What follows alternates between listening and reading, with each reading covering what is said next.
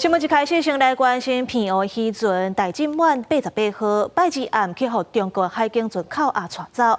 公安局长蔡炳安表示，这案确实是较无事实，政府会斟酌来处理。另外，蔡炳安讲，中国安尼做是要展现因对台海的管理权，挑工要剥削咱台湾的主权。那美国也表达关心，希望和平解决。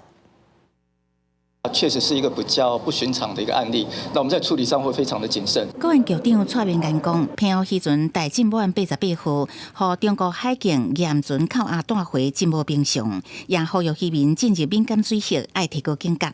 分析中方安尼做的目的，可能牵涉到法律加政治层面。 透过这样的一个于事的一个扣押，还有一个可能后续的一个行政的裁罚，来展现中共对台海的管辖权，弱化政府的一个主权地位，有没有相关的认知作战的操作或微波效应的处理？那我们会做个完整的分析，再来评估中共实际的动因。跟对岸交涉的进度到哪边可以透露？谢谢，我们必须要对立法院先负责，不好意思。 中国国台办表示，这个事件是正常执法，被依法依规定处理。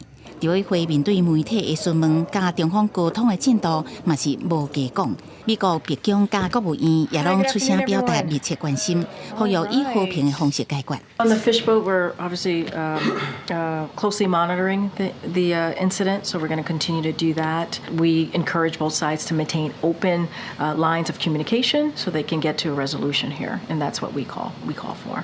咱国防部公布初三规工查到8架强舰、30台强机绕台，其中19台飞过台海中线，离上近的俄罗片有37海里。记者综合报道。